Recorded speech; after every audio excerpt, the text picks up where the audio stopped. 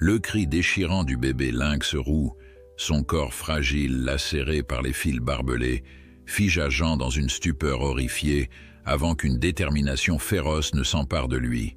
Sans hésiter une seconde, il abandonna tout pour secourir cette petite vie sauvage, ignorant encore que ce geste de compassion le précipiterait au cœur d'un combat mortel contre des prédateurs à visage humain.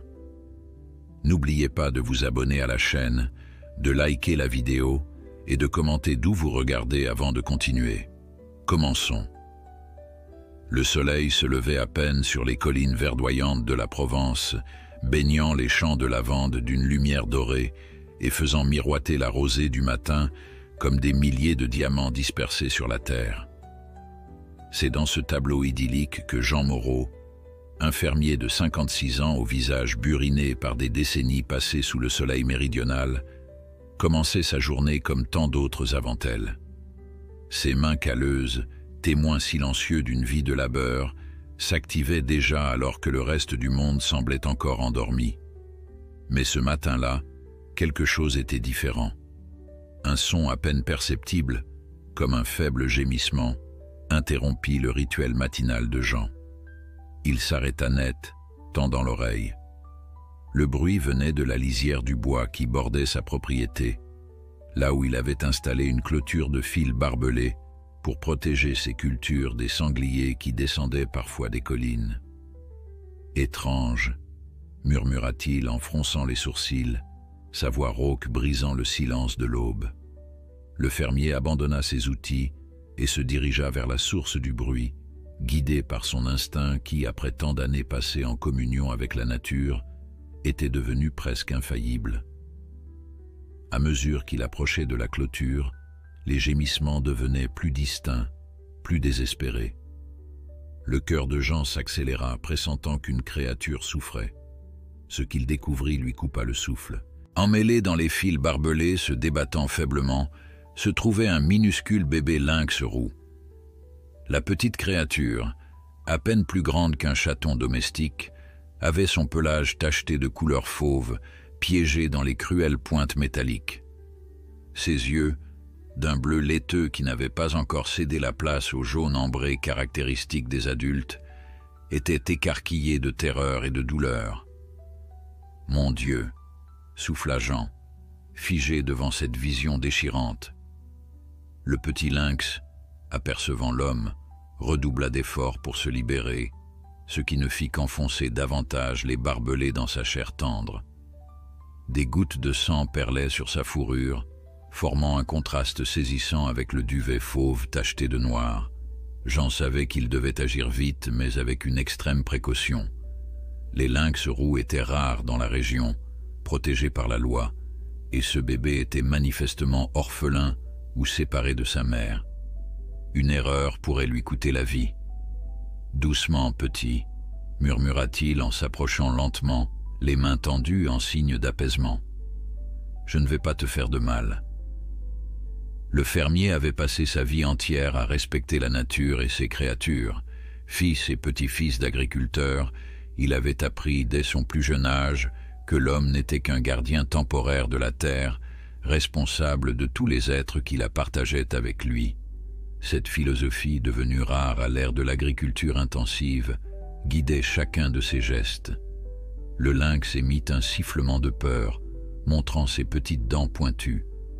Malgré sa taille minuscule et sa situation désespérée, il conservait la férocité sauvage inscrite dans ses gènes. Jean ne pouvait s'empêcher d'admirer ce courage.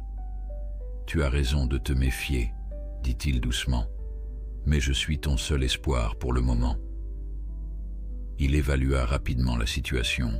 Le petit félin était pris à plusieurs endroits, ses pattes arrière et son flanc droit particulièrement emmêlés dans le fil barbelé. La clôture avait été installée pour dissuader les sangliers, pas pour piéger des créatures aussi petites et fragiles. Jean se maudit intérieurement d'avoir choisi ce type de protection, bien qu'il n'eût jamais imaginé qu'un bébé lynx puisse s'y retrouver pris. Il fallait des outils pour libérer l'animal sans lui causer plus de douleur. Jean jeta un regard vers sa ferme, évaluant le temps qu'il faudrait pour aller chercher ce dont il avait besoin et revenir. Chaque minute comptait. « Je reviens tout de suite », promit-il au petit lynx. « Tiens bon. » Il courut jusqu'à sa maison, le cœur battant, ignorant la douleur dans ses genoux vieillissants. En entrant dans la cuisine, il surprit sa femme, Marie, qui préparait le café matinal. « Jean, qu'est-ce qui se passe ?» demanda-t-elle, alarmée par l'expression de son mari. « Un bébé lynx, haleta-t-il, pris dans la clôture. J'ai besoin de gants, de pinces coupantes et appelle le vétérinaire, celui qui s'occupe des animaux sauvages. Comment s'appelle-t-il déjà ?»« Docteur Laurent », répondit Marie sans hésitation, déjà en mouvement pour chercher les outils demandés. « Je m'en occupe. Va sauver cette pauvre bête. » C'était une des innombrables raisons pour lesquelles Jean aimait sa femme depuis plus de 30 ans. Elle comprenait, sans qu'il ait besoin d'expliquer, l'urgence de la situation et l'importance de sauver une vie, quelle qu'elle soit. Équipé de gants épais, de pinces coupantes et d'une serviette douce, Jean retourna rapidement à la clôture. Le petit lynx était toujours là, mais ses mouvements s'étaient affaiblis, un signe inquiétant d'épuisement. « Me revoilà, petit guerrier », murmura Jean en s'agenouillant à distance respectueuse. Il enfila les gants et étudia attentivement comment approcher le problème. Les barbelés avaient percé la peau à plusieurs endroits, mais aucune blessure ne semblait atteindre des organes vitaux ou des artères majeures. Avec des mains tremblantes d'émotion mais guidées par une détermination inébranlable, Jean commença à couper délicatement les fils, un par un, libérant progressivement le petit corps fragile. Le lynx oscillait entre périodes d'agitation, où il tentait de griffer et de mordre, et moments de résignation, où il semblait comprendre que cet humain étrange tentait de l'aider. Chaque fois que Jean libérait une partie de son corps, il murmurait des encouragements, comme s'il parlait à l'un de ses petits-enfants. « C'est bien, tu es courageux.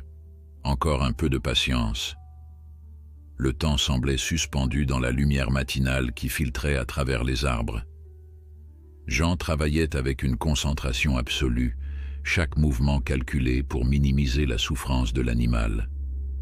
Après ce qui sembla une éternité, mais qui n'avait probablement duré qu'une vingtaine de minutes, le dernier fil fut coupé. Le petit lynx, cependant, ne s'enfuit pas comme Jean l'avait prévu. Au lieu de cela, il s'effondra sur le sol, trop faible pour bouger, sa respiration rapide et superficielle trahissant son état critique. « Oh non !» murmura Jean, sentant la panique monter en lui. « Tiens bon, petit, ne m'abandonne pas maintenant. » Avec une douceur infinie, il enveloppa le félin dans la serviette qu'il avait apportée, prenant soin de ne pas comprimer ses blessures. Le lynx ne résista pas, un signe alarmant pour une créature sauvage. Jean le souleva délicatement, surpris par sa légèreté.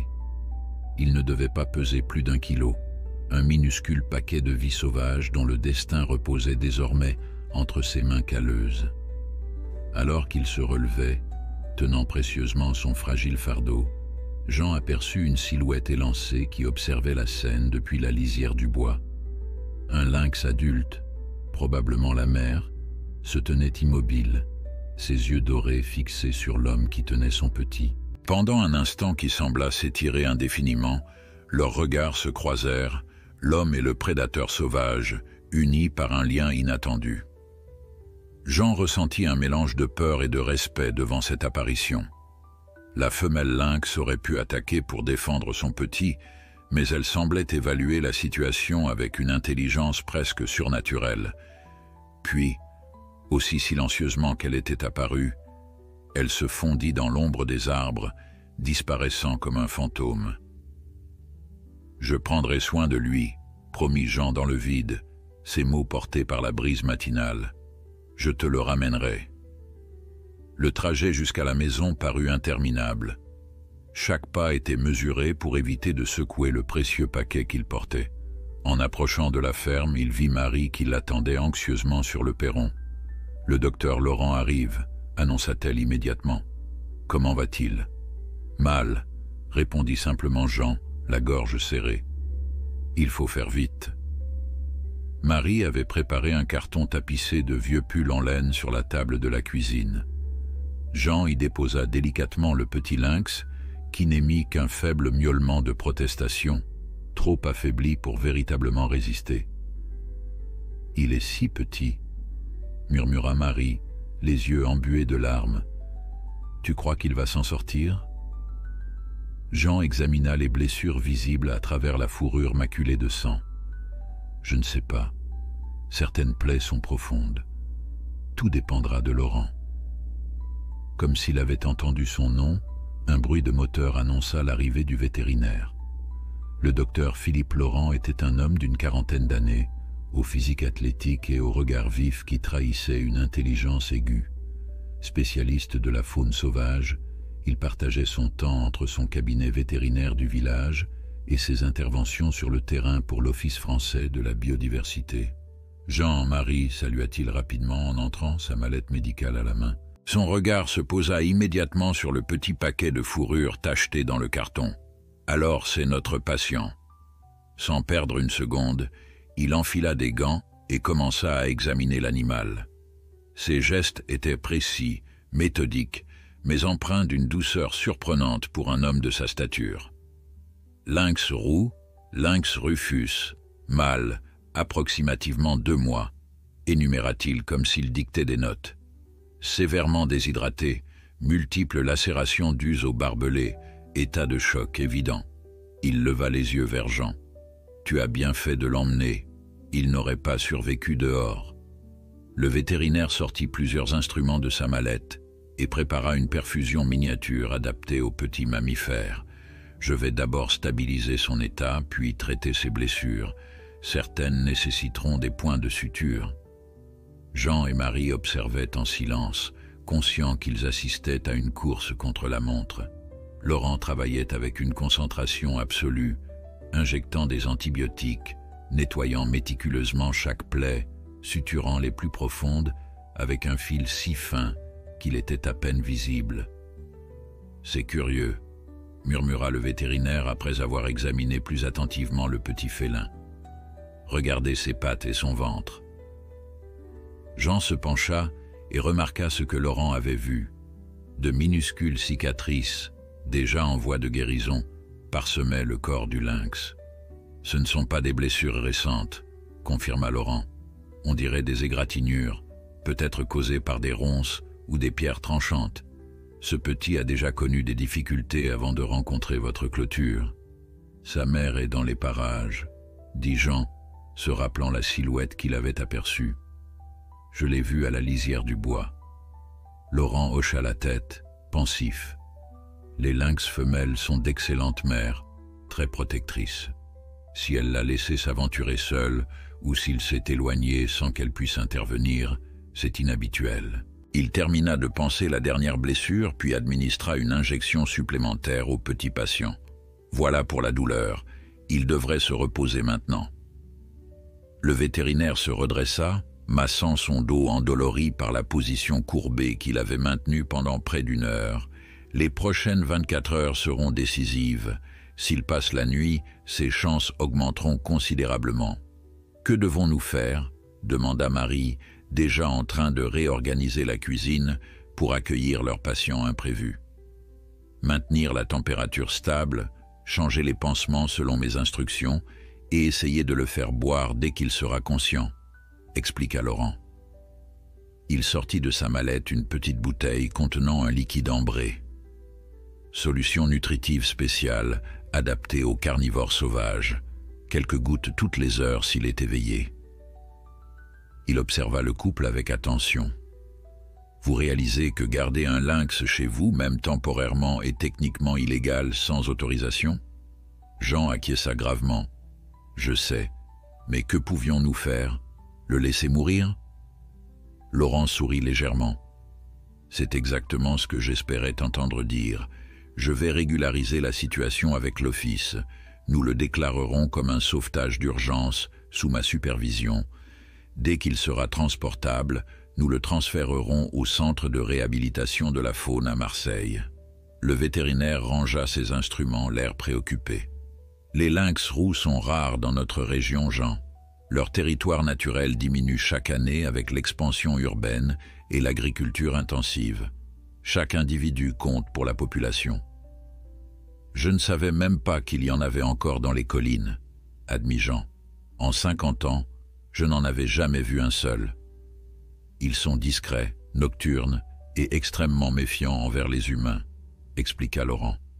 Une famille de lynx peut vivre pendant des années à proximité d'habitations sans jamais être repérée.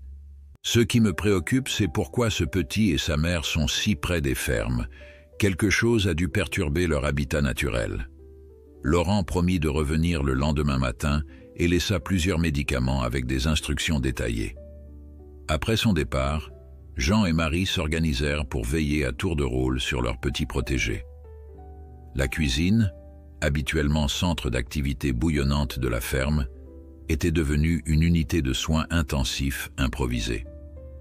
Le carton avait été remplacé par une caisse plus spacieuse, équipée d'une bouillotte enveloppée dans une serviette pour maintenir la chaleur et d'un tissu doux pour le confort.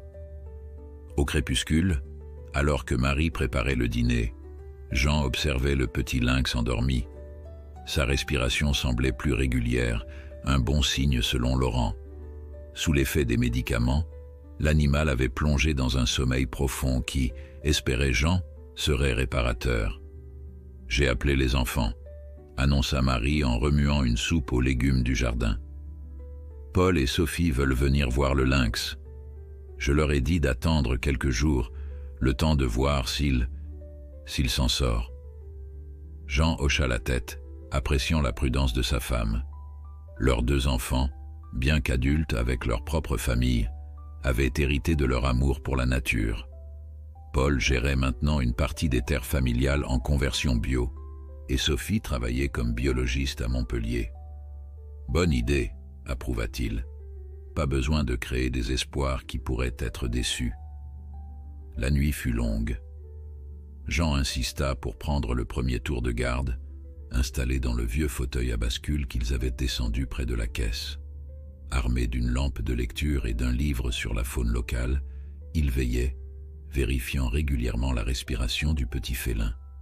Vers minuit, le lynx s'agita dans son sommeil, émettant un faible miaulement qui ressemblait étrangement à un appel. Jean se pencha, inquiet. Les yeux du bébé s'ouvrirent brièvement, encore voilés par les médicaments, mais cherchant quelque chose, ou quelqu'un. « Ta mère n'est pas là, petit », murmura Jean, « mais nous prenons soin de toi jusqu'à ce que tu puisses la retrouver. » Comme s'il comprenait, le lynx fixa Jean pendant quelques secondes avant de replonger dans le sommeil.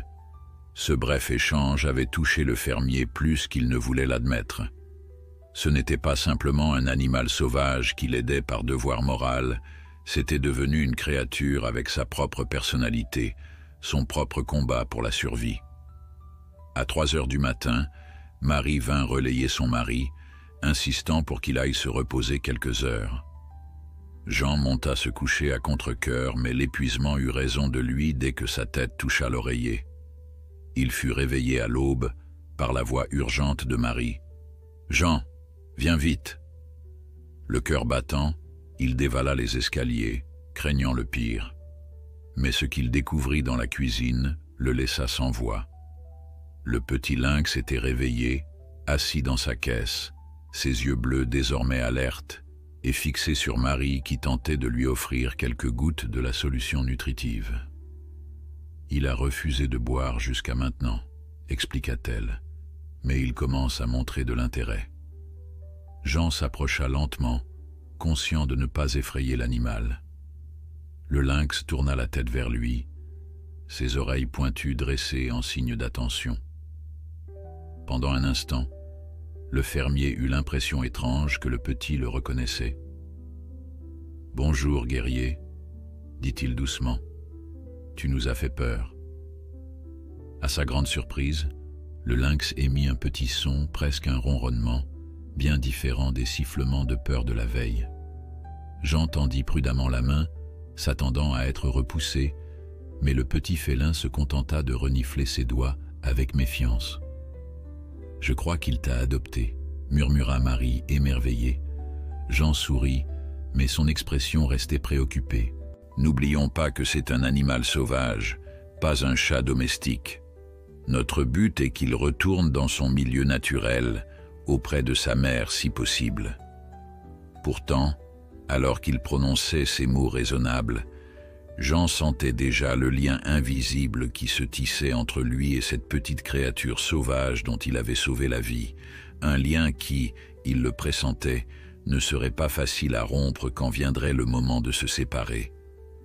Le docteur Laurent revint comme promis en fin de matinée, surpris et visiblement ravi de constater l'amélioration de l'état du petit lynx. « C'est remarquable », dit-il en examinant les plaies suturées. « La cicatrisation a déjà commencé. Ces félins sauvages ont une capacité de récupération extraordinaire. » Le vétérinaire changea les pansements et prépara de nouvelles doses de médicaments. Pendant qu'il travaillait, Jean lui parla de l'éveil du lynx et de son comportement relativement docile. « Ne vous y trompez pas, avertit Laurent. Cette apparente docilité est probablement due à sa faiblesse et à son jeune âge. À mesure qu'il reprendra des forces, son instinct sauvage s'affirmera. » Il marqua une pause, observant comment le petit félin fixait Jean avec une curiosité non dissimulée. Cependant, il est vrai que les animaux sauvages peuvent parfois développer une forme de reconnaissance envers ceux qui les ont secourus. C'est particulièrement vrai chez les espèces intelligentes comme les lynx. Combien de temps faudra-t-il avant qu'ils puissent être relâchés ? Demanda Marie en préparant du café pour leur visiteur. Laurent soupira, pesant soigneusement sa réponse. C'est compliqué. Physiquement, si tout continue à évoluer favorablement, ces blessures devraient guérir en 2 à 3 semaines. Mais il y a d'autres considérations. Il accepta la tasse que Marie lui tendait avec un hochement de tête reconnaissant. D'abord, il est très jeune. Et, normalement, les petits lynx restent avec leur mère jusqu'à l'âge de 8 à 10 mois, apprenant à chasser et à survivre. Ce petit n'a probablement que 2 mois. Sans ces apprentissages essentiels, ses chances de survie seraient minimes. Sa mère est toujours là-bas, insista Jean. Je l'ai vue. Oui, et c'est notre meilleur espoir, confirma Laurent. Idéalement, nous voudrions le rendre à sa mère dès que possible. Les lynx sont des mères remarquablement dévouées, et elles le recherchent probablement. Mais nous devons d'abord nous assurer qu'il est suffisamment rétabli pour supporter le stress du retour. Le vétérinaire prit une gorgée de café, pensif. Il y a autre chose qui me préoccupe. Vous avez mentionné d'anciennes blessures, comme s'il avait déjà traversé des épreuves avant de rencontrer votre clôture. Je me demande ce qui se passe dans ces collines. Jean fronça les sourcils. Que voulez-vous dire ? Les lynx sont des animaux très territoriaux et prudents. Une mère n'amènerait pas son petit près des habitations humaines sans raison impérieuse. Quelque chose a dû les pousser hors de leur territoire habituel. Avant que Jean ne puisse répondre, le téléphone sonna. Marie alla répondre dans le salon, laissant les 2 hommes avec le lynx qui s'était rendormi après son examen. J'ai commencé à faire des recherches hier soir, continua Laurent, baissant instinctivement la voix pour ne pas déranger le petit patient. Ces derniers mois, plusieurs observations inhabituelles de grands prédateurs ont été signalées dans la région. Un berger a perdu des agneaux au nord de la vallée, attribués officiellement à des chiens errants, mais les traces relevées faisaient penser à un félin. Et il y a eu 2 signalements de lynx à proximité du village de Sainte-Croix. Aussi près des habitations, s'étonna Jean. Ce n'est pas normal. Non, ça ne l'est pas. Ce qui me fait penser qu'il pourrait y avoir un facteur externe qui perturbe leur comportement habituel. Marie revint dans la cuisine, son visage trahissant une certaine préoccupation. C'était Paul. Il a entendu des coups de feu ce matin, du côté des collines de l'Est. Il dit que ce n'est pas la saison de chasse et que ça l'inquiète. Le docteur Laurent et Jean échangèrent un regard lourd de sens. « Les braconniers », murmura Jean, une colère sourde montant en lui. Il recommence. « Je vais contacter les agents de l'Office français de la biodiversité, déclara Laurent en se levant. Ils doivent être informés de cette situation. Si des braconniers opèrent dans la région, cela expliquerait pourquoi cette mère lynx et son petit se sont aventurés si près des fermes. Il se pencha une dernière fois sur le bébé lynx endormi. Continuez les soins comme nous l'avons discuté. Je reviendrai demain avec un collègue de l'OFB. Entre-temps, si vous remarquez quoi que ce soit d'inhabituel dans son comportement, appelez-moi immédiatement. Après le départ du vétérinaire, Jean resta pensif, assis près de la caisse du lynx. Les braconniers étaient un fléau récurrent dans la région. Malgré les efforts des autorités, certains continuaient à chasser illégalement des espèces protégées pour leur fourrure ou pour le simple plaisir de la chasse. « À quoi penses-tu » demanda Marie en posant une main sur son épaule. « Je me demande si c'est eux qui ont blessé sa mère.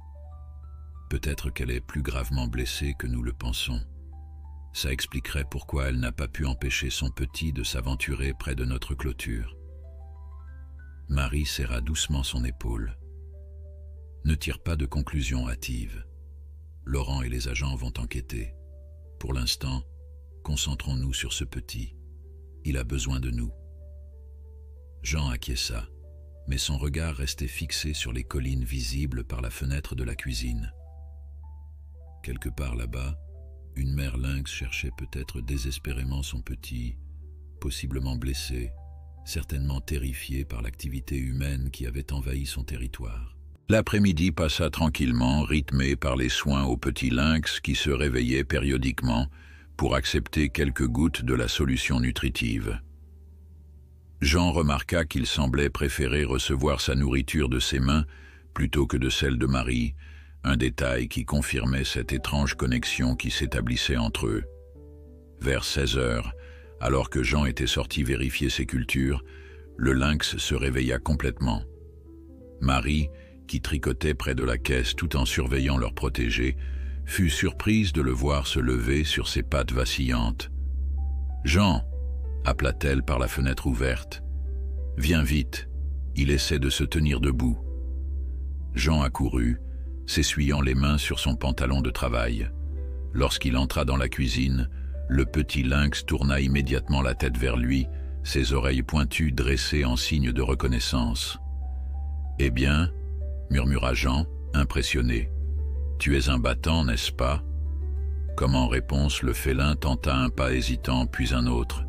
Ses mouvements étaient maladroits, entravés par les bandages et la douleur, mais sa détermination était évidente.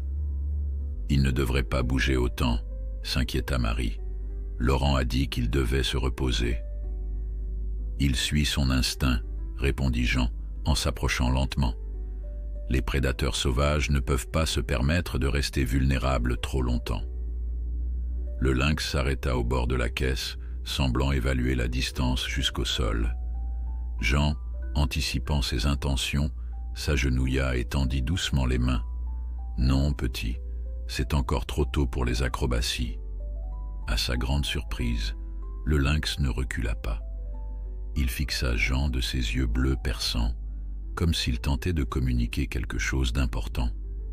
Puis, lentement, il se laissa retomber dans la caisse, visiblement épuisé par ce bref effort. « Il comprend », murmura Marie stupéfaite. « On dirait qu'il te comprend vraiment. » Jean n'était pas convaincu que ce soit de la compréhension au sens humain, mais il était indéniable qu'une forme de communication s'établissait entre lui et ce petit être sauvage. Une communication basée sur la confiance fragile, née du sauvetage, peut-être, ou simplement sur l'instinct animal qui reconnaissait qu'ici, pour l'instant, il était en sécurité. « Il va avoir besoin d'un nom », dit Marie en reprenant son tricot. « Nous ne pouvons pas continuer à l'appeler le petit ou le lynx. » Jean hésita. Nommer un animal sauvage, c'était déjà une forme d'appropriation, un pas vers la domestication qu'il n'était pas sûr de vouloir franchir. Son objectif restait de rendre ce petit à sa mère et à la vie sauvage qui était la sienne. Pourtant, Lorsqu'il croisa à nouveau le regard bleu et déterminé du félin, un nom lui vint naturellement à l'esprit. « Félix », dit-il simplement. « Nous l'appellerons Félix. » Marie sourit, approuvant ce choix qui honorait à la fois la nature féline de leur protégé et la chance qui avait permis leur rencontre. En latin, Félix signifiait chanceux, et ce petit lynx avait certainement eu de la chance que Jean le trouvât tant. « Bienvenue chez nous, Félix, » dit doucement Marie, « pour aussi longtemps que tu en auras besoin. » Cette nuit-là, Jean insista à nouveau pour veiller sur le lynx. Installé dans le fauteuil à bascule, un livre ouvert sur les genoux mais largement ignoré, il observait Félix qui dormait paisiblement, sa petite poitrine se soulevant et s'abaissant régulièrement. Les médicaments semblaient faire effet, et ses blessures ne paraissaient pas l'incommoder outre mesure. Dehors, la lune pleine illuminait le paysage d'une lueur argentée, transformant les champs et les collines en un paysage presque mystique. Jean laissa son regard errer vers la fenêtre, pensant à la mère de Félix. Quelque part dans cette nuit claire, était-elle en train de chercher son petit? Était-elle blessée, comme il le craignait? Ou avait-elle déjà abandonné, suivant l'implacable loi de la nature qui parfois exigeait le sacrifice d'un petit pour la survie du reste de la portée? Son attention fut ramenée à Félix par un léger mouvement. Le petit lynx avait ouvert les yeux et le regardait fixement comme s'il partageait ses pensées nocturnes. « Ta mère est là-bas, n'est-ce pas ?» murmura Jean. « Ne t'inquiète pas. Nous te ramènerons à elle dès que tu seras assez fort. » Félix cligna des yeux lentement, puis se rendormit, apparemment apaisé par la voix calme du fermier. Jean sourit dans l'obscurité, touché par cette confiance inattendue. L'aube du 3e jour apporta une visite inattendue. Jean, qui préparait son café matinal, aperçut par la fenêtre un véhicule tout-terrain vert foncé portant le logo de l'Office français de la biodiversité se garer dans la cour de la ferme. Le docteur Laurent en descendit, accompagné d'une femme en uniforme que Jean ne connaissait pas. « Laurent est déjà là », annonça-t-il à Marie qui terminait de changer les pansements de Félix, devenue experte dans ce soin délicat. Le vétérinaire frappa à la porte, que Jean s'empressa d'ouvrir. « Bonjour Jean, je te présente Élodie Mercier, lieutenante de l'OFB. Elle s'occupe spécifiquement de la protection des espèces menacées dans notre région. » La femme tendit une main ferme que Jean serra avec respect. Elle devait avoir une 40aine d'années, avec des cheveux bruns coupés courts et des yeux verts perçants qui semblaient ne rien manquer de leur environnement. « Monsieur Moreau, merci de nous recevoir, » dit-elle d'une voix calme mais autoritaire. « Le docteur Laurent m'a informé de votre situation inhabituelle avec ce jeune lynx. » Jean les invita à entrer, une légère appréhension montant en lui. Les agents de l'OFB avaient le pouvoir de confisquer les animaux sauvages détenus illégalement, même si les intentions étaient bonnes. Mais Laurent lui avait assuré que tout serait régularisé et Jean faisait confiance aux vétérinaires. Élodie Mercier s'accroupit immédiatement près de la caisse où Félix observait les nouveaux venus avec une méfiance visible. « Remarquable », murmura-t-elle. « Un lynx rufus en si bonnes conditions malgré ses blessures. C'est rare d'en voir dans notre région, ils sont beaucoup moins communs que le lynx des Alpes. » Elle se tourna vers Jean. « Puis-je examiner l'endroit où vous l'avez trouvé ?»« Bien sûr, » acquiesça Jean. « Laurent peut rester avec Marie pour l'examen médical pendant que je vous y conduis. » Le vétérinaire approuva d'un signe de tête, déjà occupé à sortir son matériel. Jean enfila sa veste et guida l'agent vers la lisière du bois où il avait découvert Félix 2 jours plus tôt. La clôture barbelée était toujours là, un segment coupé témoignant de l'endroit exact où le petit lynx s'était retrouvé piégé. Des taches de sang séché marquaient encore les fils métalliques, sombre rappel du drame qui s'était joué ici. Élodie examina méticuleusement les lieux, prenant des photos et notant des observations dans un petit carnet. Elle s'accroupit pour étudier des traces au sol que Jean n'avait même pas remarquées. « Une femelle adulte est passée par ici », dit-elle en montrant des empreintes à peine visibles dans la terre meuble. « Récemment, probablement la mère. » Elle se redressa, observant attentivement les collines qui s'étendaient au-delà de la propriété de Jean. « Monsieur Moreau, êtes-vous au courant des activités qui se déroulent dans ces collines ?»« Mon fils a entendu des coups de feu hier matin, » répondit Jean. « Et Laurent m'a parlé de suspicions de braconnage. » Élodie hocha la tête, son expression s'assombrissant. « Ce n'est pas juste du braconnage occasionnel. Nous avons des raisons de croire qu'un réseau organisé opère dans la région, ciblant spécifiquement les grands félins pour le marché noir de la fourrure et certains collectionneurs privés. » Jean sentit un frisson d'horreur le parcourir. « Vous pensez qu'ils chassent les lynx délibérément? Nous en sommes presque certains. La semaine dernière, une patrouille a découvert des pièges dans le secteur nord. Des pièges sophistiqués, spécifiquement conçus pour capturer des félins vivants sans les blesser gravement. »« Vivants ?» s'étonna Jean. « Pourquoi vivants ?» Le regard d'Élodie se durcit. « Le commerce d'animaux exotiques. Un lynx roux adulte peut valoir plusieurs milliers d'euros sur le marché noir. Les jeunes spécimens comme celui que vous avez sauvé sont particulièrement recherchés car ils peuvent être plus facilement acclimatés à la captivité. » Jean comprenait maintenant pourquoi la mère de Félix avait été forcée de s'aventurer si près des habitations humaines. Traquée par des braconniers, elle avait probablement cherché refuge dans un territoire moins propice, mais temporairement plus sûr. « Et la mère, vous pensez qu'elle a pu être capturée ?» demanda-t-il, redoutant la réponse. « Impossible à dire avec certitude.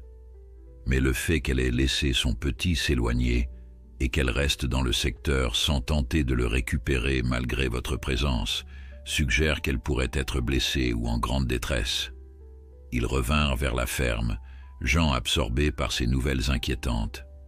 Élodie s'arrêta soudain, posant une main sur le bras du fermier. « Monsieur Moreau, je dois vous avertir. Si nos suspicions sont correctes, ces braconniers sont dangereux. Ils ne reculeront devant rien pour protéger leur commerce lucratif.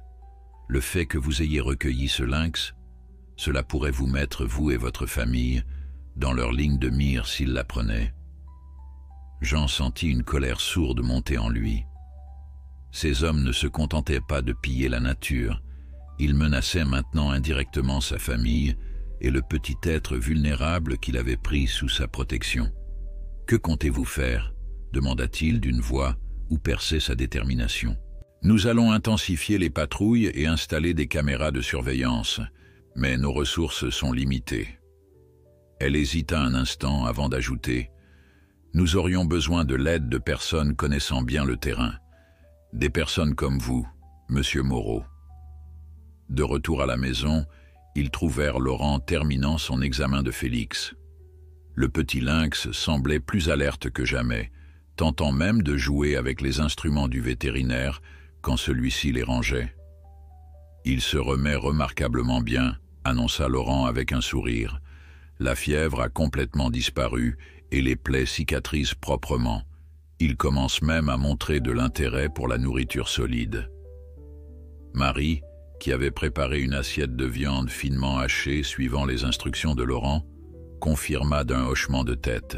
« Il en a mangé un peu ce matin, un tout petit peu, mais c'est un début. » Élodie s'approcha pour observer Félix qui se raidit immédiatement, ses yeux fixés sur cette étrangère avec méfiance. « Son instinct sauvage est intact, c'est bon signe, » commenta-t-elle. Puis, se tournant vers Laurent, « Quand pensez-vous qu'il sera transportable ?» Le vétérinaire fronça les sourcils. « Transportable ? Pour aller où exactement ? » « Au centre de réhabilitation régionale, bien sûr. C'est la procédure standard pour les espèces protégées blessées. » Son ton professionnel ne laissait aucune place à la discussion. Jean sentit son cœur se serrer. Bien qu'il ait toujours su que Félix ne resterait pas indéfiniment chez eux, il n'avait pas anticipé une séparation si rapide. « Mais, et sa mère ?» objecta-t-il. « Laurent avait dit que l'idéal serait de le lui rendre directement. Élodie soupira, son expression s'adoucissant légèrement. Dans des circonstances normales, oui, mais avec un réseau de braconniers actifs dans la zone, ce serait trop risqué. Au centre, il recevra des soins spécialisés et sera préparé pour une réintroduction dans un habitat sécurisé. « Élodie, » intervint Laurent, « je comprends le protocole, mais ce cas est particulier. Ce petit a établi un lien de confiance avec Jean.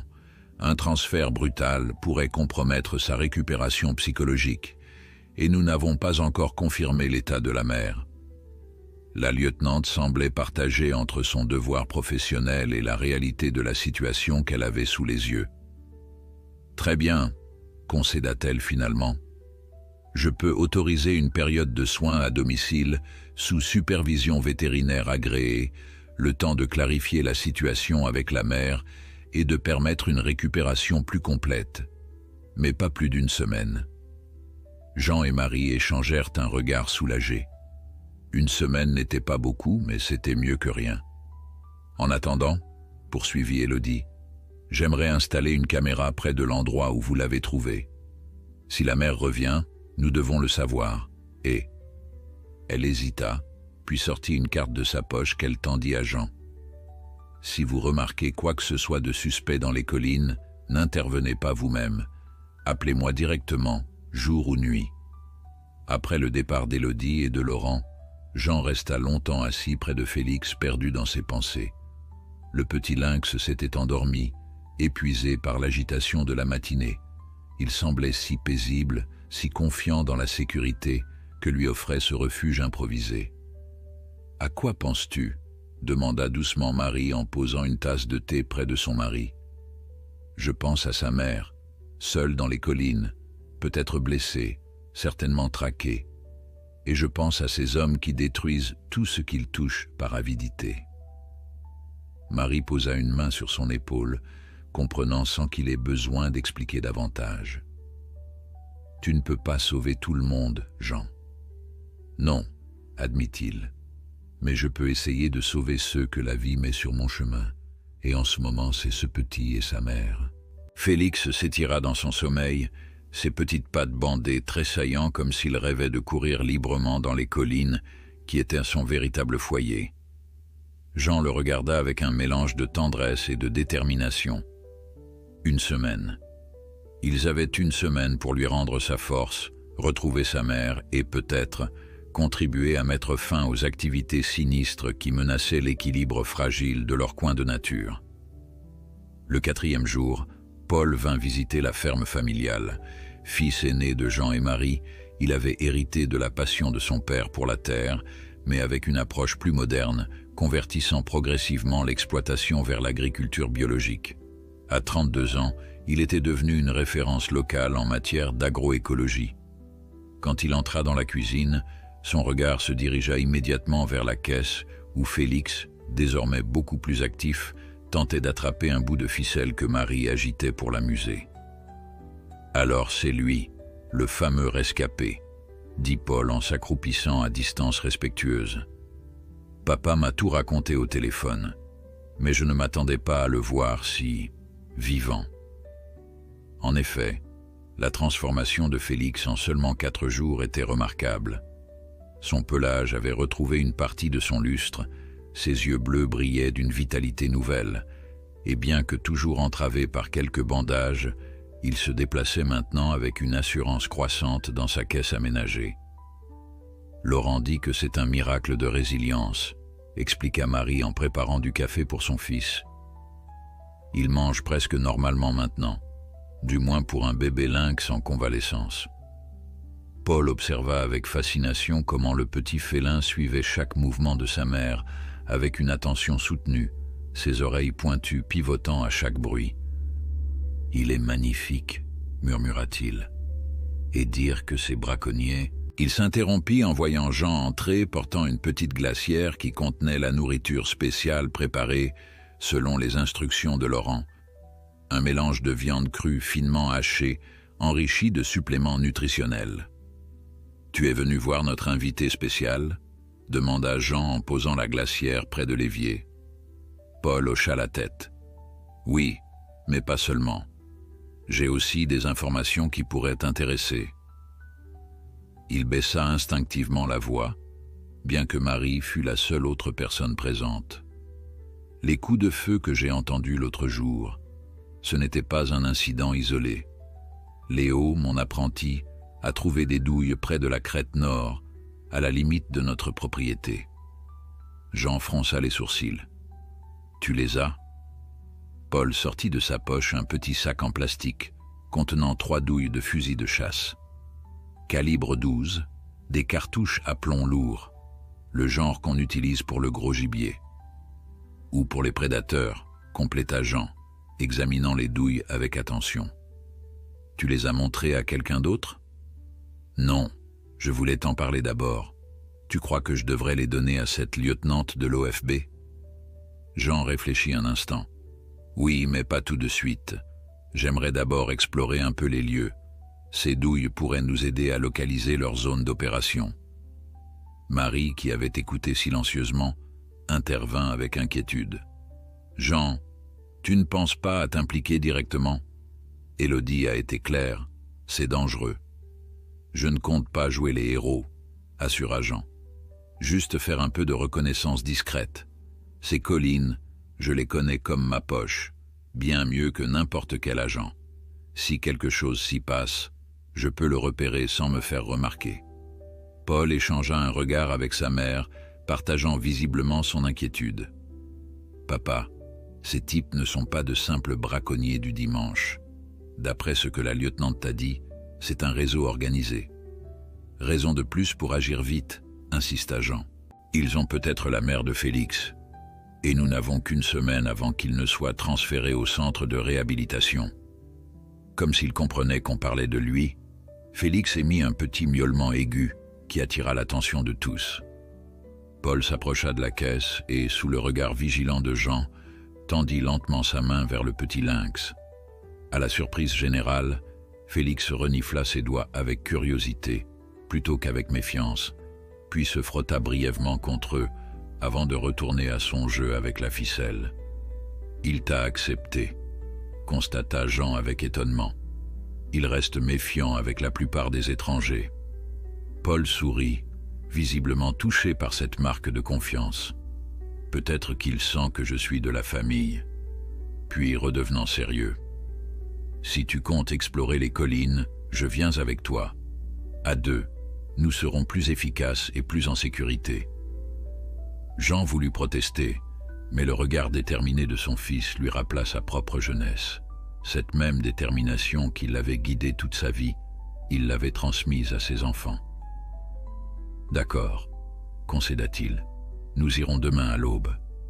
Plus tôt nous commençons, meilleures seront nos chances de trouver quelque chose, ou quelqu'un. » Le reste de la journée fut consacré aux préparatifs de cette expédition improvisée et aux soins de Félix. Laurent passa en fin d'après-midi pour son examen quotidien et fut impressionné par les progrès du petit lynx.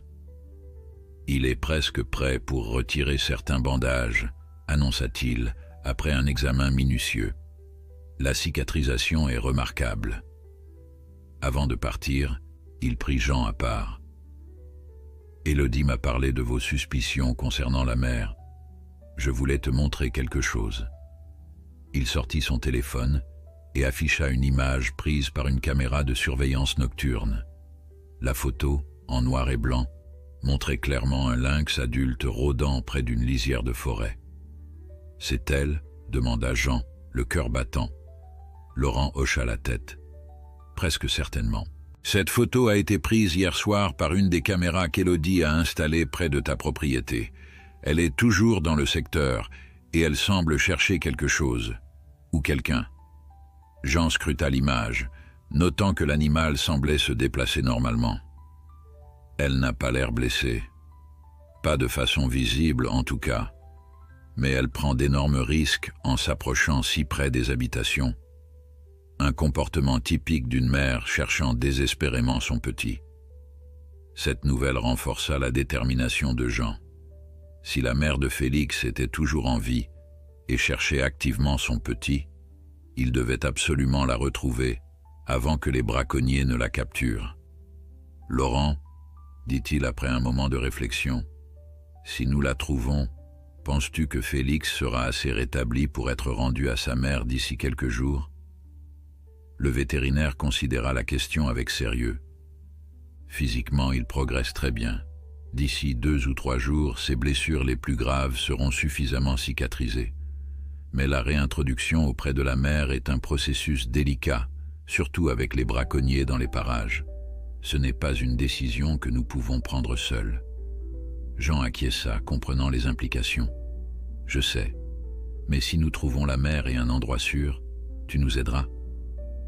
Laurent hésita, tiraillé entre son devoir professionnel et sa conviction personnelle. « Je ferai ce qui est dans le meilleur intérêt de Félix, » dit-il finalement. « Si sa mère est en bonne santé et que nous pouvons garantir leur sécurité, alors oui, je plaiderai en faveur d'une réunification plutôt qu'un placement en centre. » Cette nuit-là, alors que la maison était plongée dans le silence, Jean ne parvenait pas à trouver le sommeil. Il descendit silencieusement à la cuisine, où Félix dormait paisiblement dans sa caisse. Le petit lynx ouvrit un œil à son approche, le reconnut, puis se rendormit, totalement confiant. Jean s'assit dans le fauteuil à bascule, observant cette petite créature sauvage qui, en quelques jours à peine, avait bouleversé sa vie et ravivé en lui une passion qu'il croyait éteinte, celle de protéger activement la nature qu'il chérissait. Dans sa jeunesse, avant de reprendre la ferme familiale, Jean avait brièvement travaillé comme garde forestier. Il avait abandonné ce rêve pour des raisons pratiques, mais jamais son amour pour la faune sauvage ne s'était éteint. Maintenant, à 56 ans, il se retrouvait à nouveau engagé dans une mission de protection, comme si la vie lui offrait une seconde chance. L'aube les trouva, lui et Paul, prêts à partir. Équipés de jumelles, d'une carte détaillée de la région, d'une radio et de provisions légères, ils ressemblaient plus à des randonneurs qu'à des hommes en mission. Cette apparence banale était délibérée. Si les braconniers les repéraient, ils passeraient pour de simples marcheurs. Marie les accompagna jusqu'à la porte, son visage trahissant son inquiétude malgré ses efforts pour paraître calme.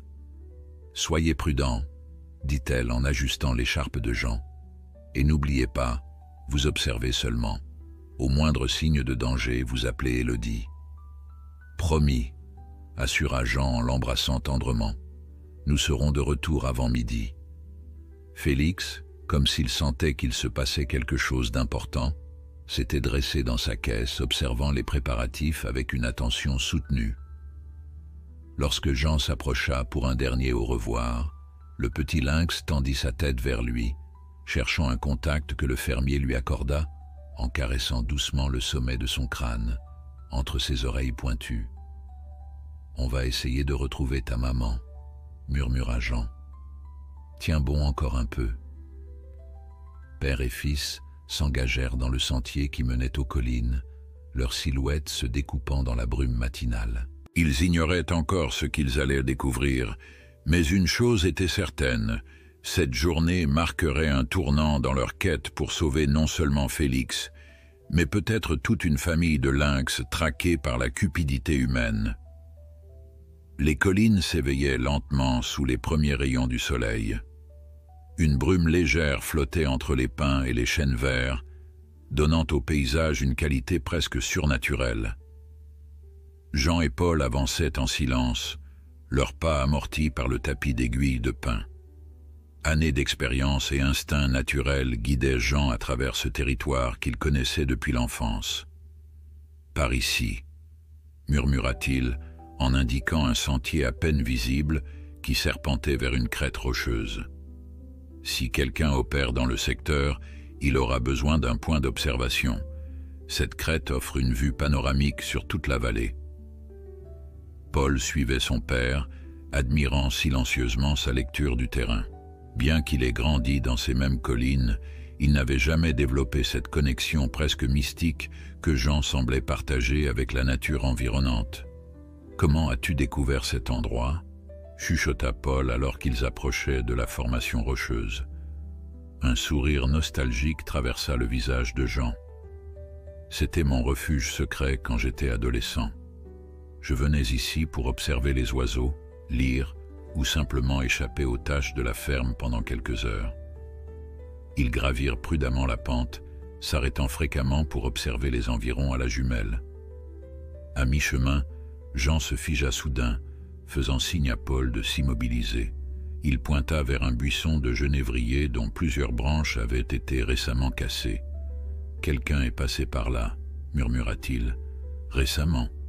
S'accroupissant, il examina le sol autour du buisson, révélant à Paul ce que ses yeux moins expérimentés n'avaient pas remarqué.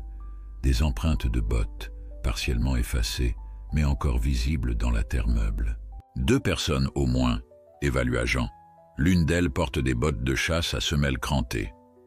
Paul sortit son téléphone pour photographier les traces, mais Jean l'arrêta d'un geste. « Pas de photo pour l'instant. La lumière de l'écran pourrait nous trahir si quelqu'un surveille. » Ils continuèrent leur ascension avec une prudence redoublée, tous les sens en alerte.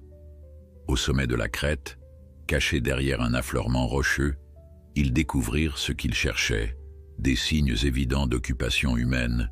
Un cercle de cendres froides indiquait un feu de camp récent, des mégots de cigarettes étaient éparpillés au sol et, détail le plus révélateur, un morceau de câble métallique similaire à ceux utilisés pour fabriquer des collets.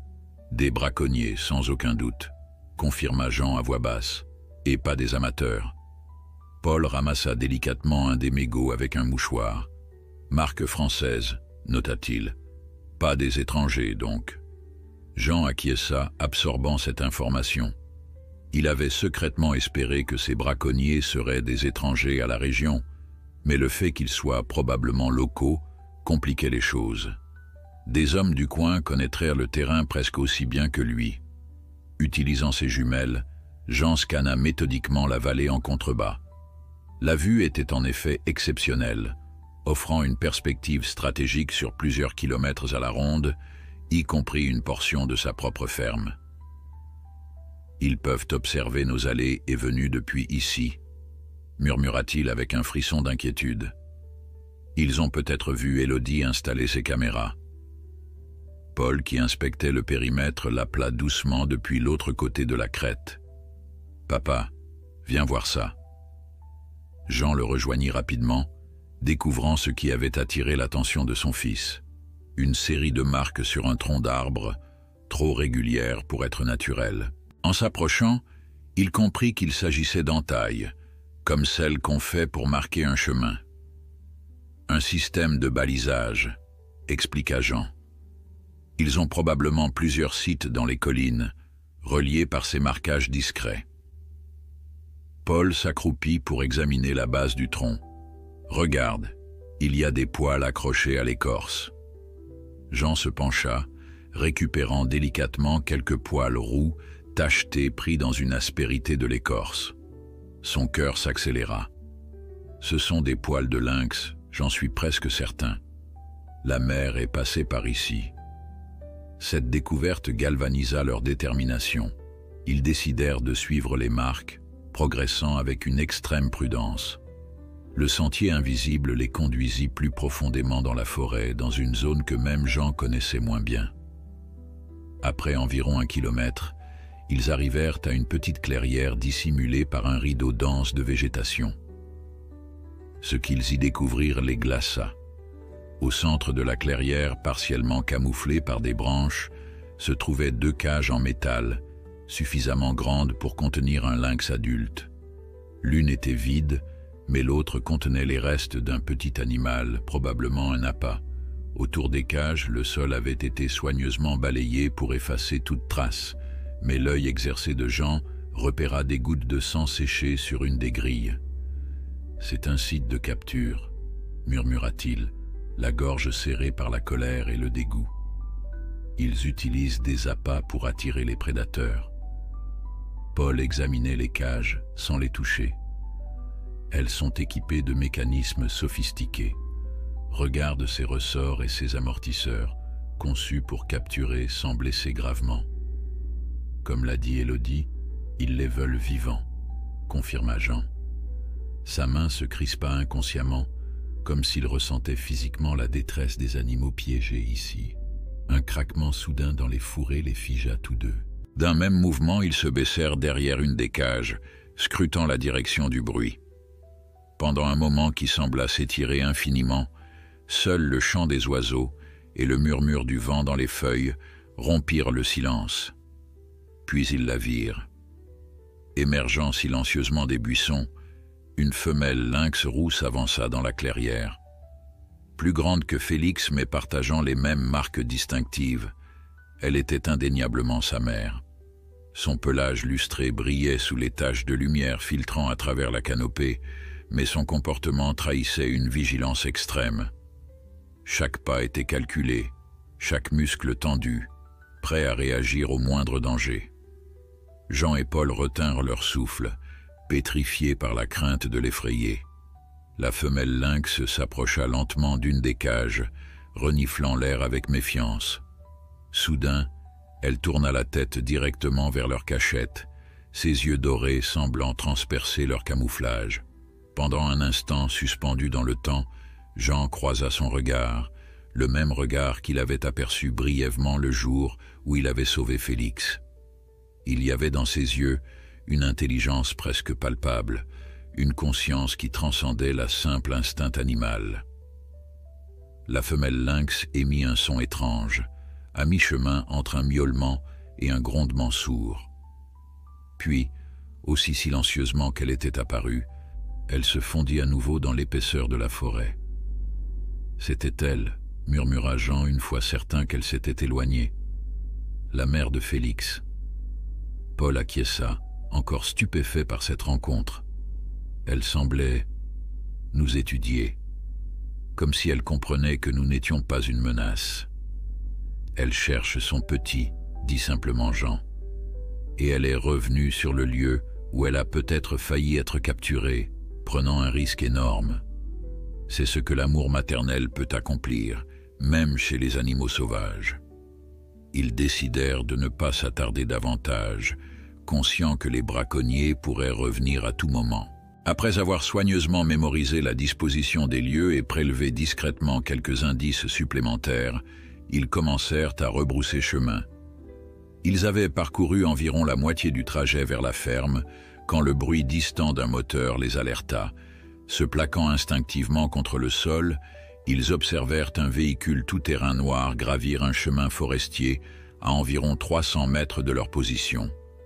À l'aide de ses jumelles, Jean distingua 2 hommes à bord.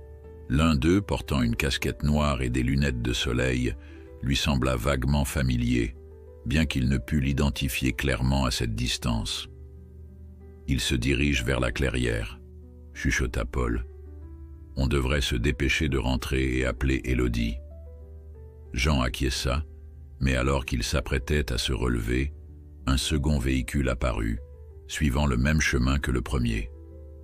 Cette fois, Jean reconnut immédiatement le conducteur et sentit son sang se glacer. « Marcel Dubois », murmura-t-il incrédule, « le conseiller municipal. » Paul écarquilla les yeux. « Tu es sûr ?»« Absolument. Je l'ai vu pas plus tard que la semaine dernière à la mairie. » Jean serra les dents, comprenant soudain la complexité de la situation. Marcel Dubois n'était pas seulement un élu local respecté, il était aussi président de l'association de chasse régionale et propriétaire de plusieurs hectares de forêts limitrophes du parc naturel. « Ça explique pourquoi ils opèrent avec tant d'impunité, » murmura Jean. « Ils ont des protections en haut lieu. » Ils attendirent que les véhicules disparaissent de leur vue, avant de se relever, désormais conscients que leur adversaire était bien plus puissant et influent qu'ils ne l'avaient imaginé. Le retour à la ferme se fit dans un silence tendu, chacun absorbé par les implications de leur découverte. Quand ils arrivèrent enfin, Marie les attendait anxieusement sur le perron, son visage s'éclairant de soulagement en les apercevant. « Dieu merci, vous êtes revenus », dit-elle en les serrant brièvement contre elle. « Laurent est passé. Félix s'est montré agité toute la matinée, comme s'il sentait que quelque chose se passait. » Jean et Paul échangèrent un regard significatif, se demandant si, D'une manière mystérieuse, le petit lynx avait pu percevoir la présence lointaine de sa mère.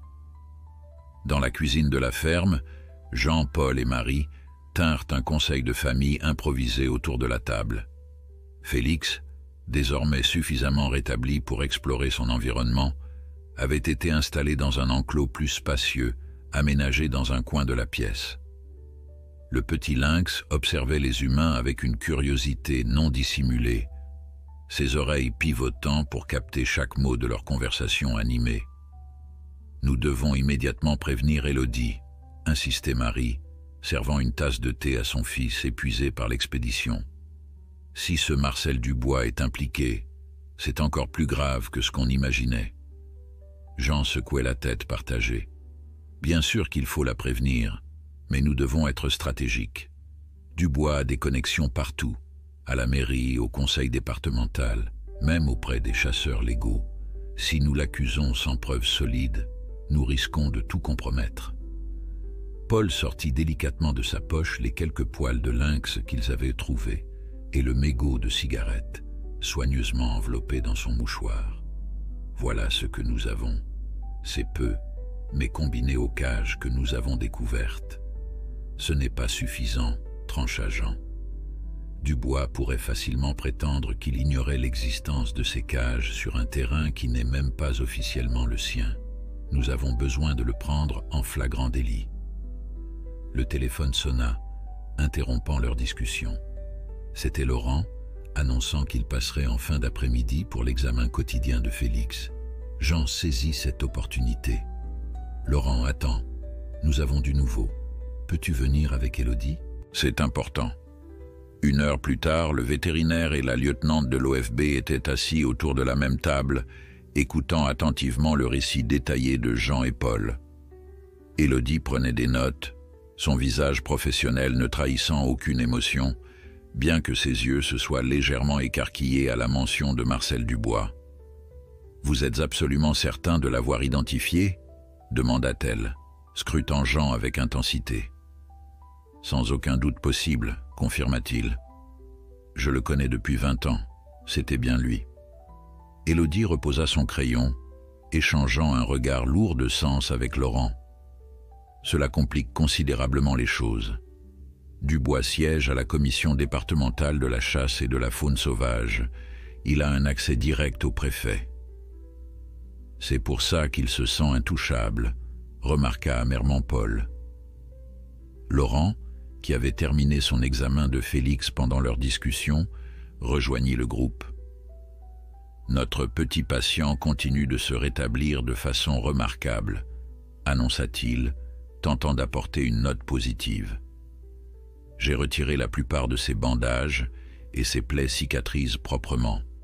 D'un point de vue physique, il pourrait être prêt pour une réintroduction dans son milieu naturel d'ici 2 jours. » Cette nouvelle, qui aurait dû être source de joie, ne fit qu'accentuer l'urgence de leur situation. Ils n'avaient que 2 jours pour mettre fin aux activités des braconniers et assurer un environnement sécurisé pour Félix et sa mère. « Si ce que vous dites est vrai, » reprit Élodie après un moment de réflexion, « nous ne pouvons pas procéder par les canaux habituels. Dubois serait prévenu avant même que nous n'obtenions un mandat de perquisition. » Elle fit tourner son crayon entre ses doigts, signe de sa concentration intense. « Il nous faut des preuves irréfutables, quelque chose que même ses connexions politiques ne pourront pas étouffer. Les prendre en flagrant délit, » proposa Jean, confirmant sa pensée initiale. Élodie hocha lentement la tête. « Exactement. Mais cela nécessiterait une opération coordonnée, et je ne peux pas officiellement mobiliser une équipe basée uniquement sur votre témoignage, aussi crédible soit-il. » Un silence pesant s'installa dans la cuisine, chacun mesurant l'ampleur du défi qui se dressait devant eux. Ce fut Marie, habituellement la plus prudente du groupe, qui rompit ce silence. « Et si nous leur tendions un piège ?» Tous les regards se tournèrent vers elle, surpris par cette suggestion inattendue. « Les braconniers recherchent des lynx, » poursuivit-elle, sa voix gagnant en assurance. « Nous en avons un ici. Si nous faisions courir le bruit que nous avons recueilli un lynx blessé sans mentionner Félix directement, l'information parviendrait à Dubois, compléta Jean, saisissant immédiatement le raisonnement de sa femme. Et il voudrait vérifier par lui-même, peut-être même tenter de s'en emparer. Élodie se redressa, visiblement inquiète. C'est beaucoup trop risqué. Vous mettriez Félix en danger, sans parler de vous-même. Pas nécessairement, intervint Laurent, qui avait écouté attentivement. Nous n'utiliserions pas réellement Félix comme appât, juste la rumeur de sa présence. Le vétérinaire se leva et s'approcha de l'enclos où le petit lynx jouait avec une balle de laine que Marie lui avait donnée. De plus, j'ai une autre idée qui pourrait fonctionner en parallèle. Il sortit son téléphone et montra à nouveau la photo de la mère lynx prise par la caméra de surveillance. Nous savons qu'elle est dans le secteur et qu'elle cherche activement son petit. Les braconniers le savent probablement aussi. Si nous pouvions coordonner nos efforts pour protéger à la fois Félix et sa mère, une opération conjointe, murmura Élodie, commençant à envisager les possibilités. Officiellement centrée sur la protection de la femelle lynx, mais avec un dispositif de surveillance autour de la ferme, au cas où Dubois et ses complices mordraient à l'hameçon de votre rumeur. Jean hocha la tête, satisfait de voir que leur plan prenait forme. Je connais ces collines mieux que quiconque. Je peux vous guider vers les meilleurs points d'observation. Et j'ai des contacts dans la presse locale, ajouta Paul. Je pourrais faire fuiter l'information sur le lynx recueilli de manière à ce qu'elle paraisse crédible sans vous impliquer directement, papa. Élodie semblait toujours hésitante, pesant les risques et les bénéfices potentiels. Je devrais en référer à ma hiérarchie. Et risquer que l'information remonte jusqu'à Dubois, l'interrompit Jean. Vous l'avez dit vous-même, il a des connexions partout. La lieutenante soupira, consciente du dilemme. D'accord, je vais constituer une petite équipe de confiance des agents que je connais personnellement, mais je dois être clair, votre participation doit rester strictement limitée à nous fournir des informations. Vous ne participerez pas directement à l'opération. Jean et Paul échangèrent un regard, sachant pertinemment qu'ils ne pourraient pas tenir cette promesse. Leur implication était désormais trop personnelle pour qu'ils restent de simples observateurs. Pendant qu'ils finalisaient les détails de leur plan, Félix s'était approché de la limite de son enclos, observant Jean avec une intensité troublante, comme s'il comprenait qu'on discutait de son avenir. Le fermier s'accroupit à sa hauteur, tendant une main que le petit lynx renifla avant de frotter sa tête contre ses doigts. « Il vous fait vraiment confiance », remarqua Laurent, observant cette interaction avec un mélange d'émerveillement et d'inquiétude professionnelle. C'est extraordinaire pour un animal sauvage, mais cela pourrait compliquer sa réintroduction. Jean retira doucement sa main, soudain conscient du dilemme que posait ce lien. Plus Félix s'attachait à lui, plus il serait difficile pour le jeune lynx de retrouver ses instincts sauvages. « Il sait qu'il n'appartient pas à notre monde », dit-il avec une conviction qu'il espérait sincère. « Il a juste besoin d'un pont temporaire vers le sien. » La journée s'acheva sur les préparatifs minutieux de leur opération improvisée. Paul contacta discrètement un journaliste de confiance pour planter les graines de leur rumeur, tandis qu'Élodie mobilisait secrètement 3 agents choisis avec soin. Laurent, quant à lui, prépara un protocole détaillé pour la réintroduction de Félix auprès de sa mère, si les circonstances le permettaient. Cette nuit-là, alors que la maison était plongée dans le sommeil, Jean descendit une fois de plus à la cuisine, attiré par une inquiétude qu'il ne parvenait pas à nommer. Félix était éveillé, ses yeux brillants dans la pénombre comme 2 joyaux dorés, leur couleur bleue de naissance ayant presque entièrement cédé la place à la teinte ambrée caractéristique des adultes. « Tu changes déjà », murmura Jean en s'accroupissant près de l'enclos. « Tu deviens celui que tu es destiné à être. » Le petit lynx s'approcha, mais Jean nota une différence subtile dans son comportement. Il y avait plus de retenue, une distance naissante qui n'était pas présente les jours précédents. comme si, à mesure que ses forces lui revenaient, sa nature sauvage s'affirmait également. C'était à la fois déchirant et profondément réconfortant. Jean avait toujours su que ce moment viendrait, que le lien extraordinaire qu'ils avaient partagé était destiné à s'effacer pour permettre à Félix de redevenir pleinement ce qu'il était, un prédateur sauvage, libre et indépendant. « C'est bien », encouragea-t-il doucement. « N'oublie pas qui tu es, ta mère t'attend. » Félix émit un petit son à mi-chemin entre le miaulement et le grognement, comme un écho lointain du cri qu'avait poussé sa mère dans la clairière. Puis il se détourna pour retourner à son coin préféré de l'enclos, où il s'allongea en fixant la fenêtre à travers laquelle on pouvait apercevoir les collines baignées par la lumière de la lune. Jean resta un moment à l'observer, sentant un mélange de fierté et de mélancolie l'envahir. Sauver Félix n'avait jamais été une question de le garder, mais de lui permettre de retourner là où il appartenait. Si leur plan fonctionnait, ce retour pourrait avoir lieu plus tôt qu'il ne l'avait anticipé. Dehors, le vent s'était levé, agitant les branches des arbres dans un murmure qui semblait porter un message. Quelque part dans ces collines, une mère attendait, et deux prédateurs de nature différente, l'homme et le lynx, se préparaient à un affrontement dont l'issue déterminerait le destin d'une famille sauvage. L'article parut dans le journal local dès le lendemain matin, modeste mais stratégiquement placé en page 3. Un lynx roux recueilli par un fermier de la région titrait sobrement la brève, mentionnant la découverte d'un jeune spécimen blessé, sans préciser l'identité du fermier ni la localisation exacte. L'article évoquait également l'intérêt des autorités compétentes et la possible présence d'autres individus de cette espèce rare dans nos collines. Paul avait fait un travail remarquable. L'information était suffisamment précise pour attirer l'attention des braconniers, mais assez vague pour ne pas mettre directement sa famille en danger. Jean lut l'article 2 fois pendant son café matinal, appréciant la subtilité de la formulation. « Tu crois que ça va marcher ?» demanda Marie en servant le petit déjeuner. Jean reposa le journal. « Si j'étais à la place de Dubois, je serais déjà en train de chercher qui est ce fermier. Le milieu est petit, les rumeurs circulent vite. » Comme pour confirmer ses paroles, le téléphone sonna. C'était André Legrand, un voisin dont la propriété jouxtait celle des Moreau au sud. « Jean, tu as vu l'article dans le journal ? On parle d'un lynx recueilli par un fermier du coin. Tu sais quelque chose ?» Jean échangea un regard avec Marie, satisfait de constater que leur appât fonctionnait déjà. « J'ai vu ça, oui. Curieux, n'est-ce pas? Mais tu me connais, je ne m'occupe que de mes cultures et de mes bêtes. Bizarre quand même.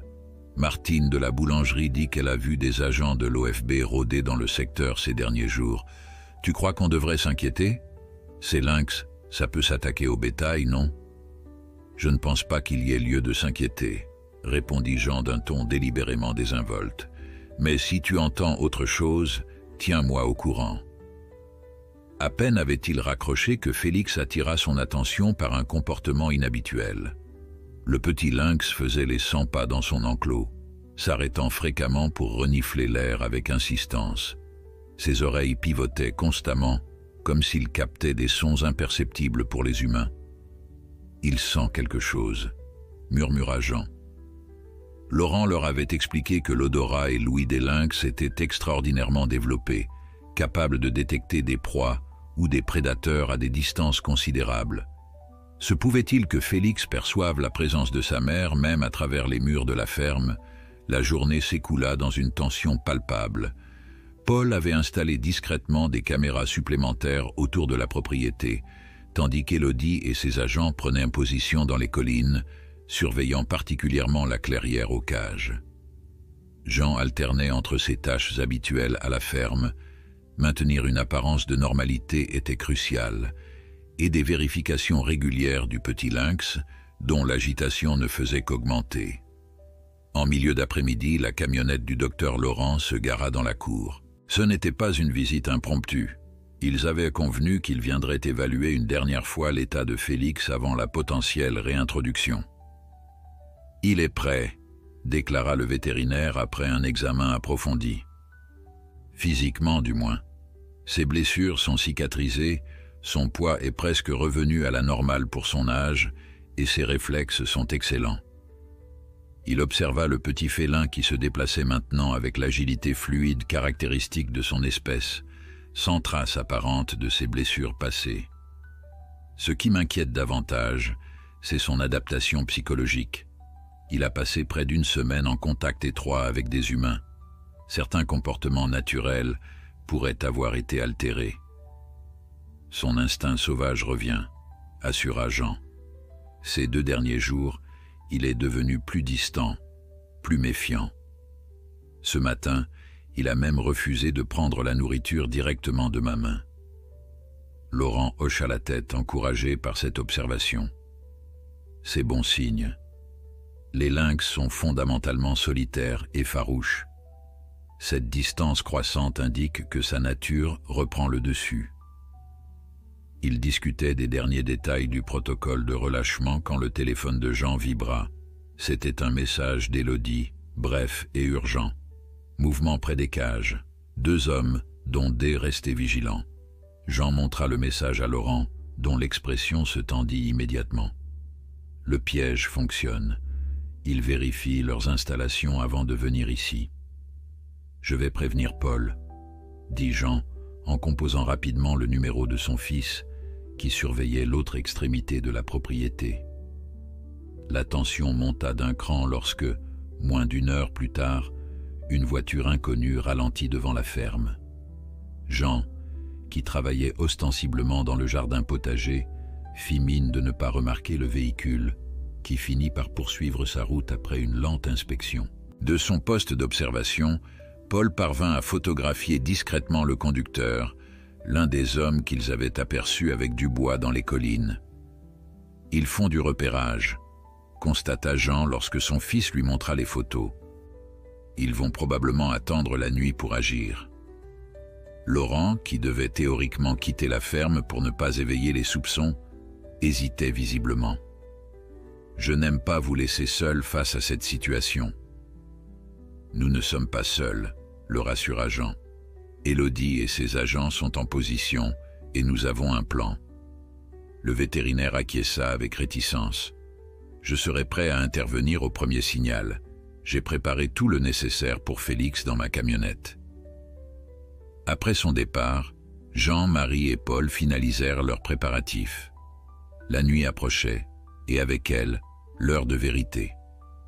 Félix, comme s'il percevait la gravité du moment, s'était calmé, observant les humains avec une intensité troublante depuis son enclos. « Je vais le déplacer dans la grange », décida Jean. « S'ils tentent quelque chose cette nuit, la maison sera leur première cible. » Avec d'infinies précautions, ils transférèrent le petit lynx et son enclos dans un recoin discret de la grange, dissimulé derrière des ballots de paille. Félix se laissa manipuler avec une docilité surprenante, comme s'il comprenait l'importance de rester silencieux. Le crépuscule tombait lorsque Jean reçut un nouvel appel d'Élodie. Sa voix était tendue, à peine audible tant elle s'efforçait de parler bas. « Nous avons perdu la trace de Dubois. Ses complices sont toujours dans la clairière, mais lui a disparu de notre champ de vision il y a environ 20 minutes. Je pense qu'il se dirige vers vous par un autre chemin. » Jean sentit un frisson glacé parcourir son échine. Marcel Dubois connaissait suffisamment bien la région pour emprunter des sentiers secondaires, évitant ainsi la surveillance des agents. « Compris, » répondit-il. « Nous sommes prêts. » À peine avait-il raccroché qu'une voiture s'engagea dans l'allée menant à la ferme. Jean reconnut immédiatement la Jeep de Dubois, un véhicule distinctif que le conseiller municipal conduisait avec une fierté ostensible. « Il vient officiellement, » murmura Paul incrédule. « Il ne prend même pas la peine de se cacher. »« C'est peut-être mieux ainsi, » dit Jean. « En terrain découvert, nous avons l'avantage du nombre. » Marcel Dubois sortit de son véhicule avec l'assurance d'un homme habitué à l'autorité. Grand, massif, la soixantaine vigoureuse, il arborait une barbe soigneusement taillée et un sourire qui n'atteignait jamais ses yeux. « Jean, Quelle bonne surprise, lança-t-il avec une cordialité forcée en s'approchant. J'étais dans le coin et je me suis dit que je passerais saluer un vieil ami. Jean s'avança à sa rencontre, serrant la main tendue avec une fermeté égale à celle de son visiteur. Marcel, ça fait un moment. Qu'est-ce qui t'amène vraiment? Le sourire de Dubois vacilla imperceptiblement. Toujours aussi direct. J'ai entendu des rumeurs intéressantes. Quelque chose à propos d'un animal sauvage que tu aurais recueilli? Les nouvelles vont vite, répondit Jean gardant un ton neutre. Entre. Il conduisit Dubois vers la maison, échangeant un regard significatif avec Paul, qui resta délibérément en retrait, main sur son téléphone, prêt à alerter Élodie. Dans la cuisine, Marie accueillit le visiteur avec une politesse glaciale. Elle avait connu Marcel Dubois bien avant qu'il ne devienne conseiller municipal, lorsqu'il n'était qu'un chasseur local à la réputation déjà controversée. « Du café, Marcel ?» proposa-t-elle, jouant parfaitement son rôle dans cette mise en scène improvisée. « Volontiers, Marie », accepta-t-il en parcourant la pièce du regard, cherchant visiblement quelque chose ou quelqu'un d'autre. Jean l'observait attentivement, notant la tension dans ses épaules, le mouvement nerveux de ses doigts sur la table. Dubois était venu avec un objectif précis et il commençait à s'impatienter. « Alors, Jean, dit-il finalement, abandonnant les préliminaires, cet animal que tu as trouvé. De quoi s'agit-il exactement? Pourquoi cet intérêt soudain pour la faune sauvage, Marcel? Je te croyais plus préoccupé par les questions municipales ces temps-ci. » Les yeux de Dubois se durcirent. « Ne joue pas à ça avec moi. Je sais que tu as un lynx ici. En tant que président de l'association de chasse régionale, j'ai le devoir de m'assurer que les prédateurs sauvages ne représentent pas une menace pour notre communauté. » « Un devoir ?» répéta Jean, sentant la colère monter en lui malgré ses efforts pour rester calme. « Ou un intérêt plus personnel ?» Un silence tendu s'installa, rompu seulement par le tic-tac régulier de l'horloge murale. Dehors, le vent s'était levé, agitant les branches contre les fenêtres dans un grincement lugubre. Quelque part au loin, un chien aboya, puis se tut brusquement. C'est alors que le téléphone de Jean vibra à nouveau. Le message d'Élodie était encore plus concis que le précédent. « Mère Lynx, repérée près de votre propriété, se dirige vers la grange. » Jean glissa discrètement son téléphone dans sa poche, son esprit travaillant à toute vitesse. La mère de Félix, près de la grange. Dubois, assis devant lui à la table de sa cuisine. Les deux situations exigeaient son attention immédiate, mais il ne pouvait être à deux endroits à la fois. « Tu sembles préoccupé, Jean », remarqua Dubois avec un sourire froid. « Un problème ? » « Rien qui te concerne, » répondit Jean, tentant de gagner du temps. Il fallait qu'il prévienne Paul qui était sorti surveiller les alentours. Marie, percevant la tension qui émanait de son mari, intervint avec un naturel surprenant. « Marcel, puisque tu es là, j'aimerais te montrer les dégâts que les sangliers ont causés sur notre terrain la semaine dernière. Jean n'arrête pas de dire qu'il faudrait revoir la régulation de ces animaux. Peut-être que ton association pourrait faire quelque chose. » Dubois hésita, visiblement contrarié par cette diversion, mais trop poli ou trop calculateur pour refuser. « Bien sûr, Marie, montre-moi ça. » Tandis que Marie entraînait leur visiteur vers la fenêtre donnant sur le verger, Jean en profita pour envoyer un message rapide à Paul. « Mère Lynx près-grange. Surveille, protège, mais n'intervient pas sauf danger imminent. » La réponse fut presque immédiate. « Compris. Je la vois. Magnifique. » Se déplace prudemment vers l'arrière de la grange. Jean rangea son téléphone, le cœur battant. Tout se précipitait. La nature semblait avoir décidé d'accélérer leur plan, créant une convergence de forces qu'ils n'avaient pas anticipée. « Ces sangliers sont vraiment devenus un problème, » continuait Marie, pointant des zones du verger parfaitement intactes. « Ils ont déterré presque tous nos jeunes pommiers là-bas. » Marmonna Dubois, son attention visiblement ailleurs. Jean, Revenons à notre sujet. Ce lynx, je dois insister pour le voir. Et pourquoi ça? Demanda Jean, abandonnant toute prétention de cordialité. Qu'est-ce qu'un lynx pourrait bien t'apporter, Marcel? Une belle fourrure pour ton salon, ou peut-être un prix intéressant sur le marché noir? Le visage de Dubois se durcit instantanément, son masque de civilité tombant pour révéler une froide détermination. Fais attention à ce que tu insinues, Moreau. Tu joues un jeu dangereux. Je ne joue à aucun jeu, rétorqua Jean en se levant lentement. Je protège simplement ce qui doit être protégé. Les deux hommes se faisaient face maintenant, la tension presque palpable entre eux.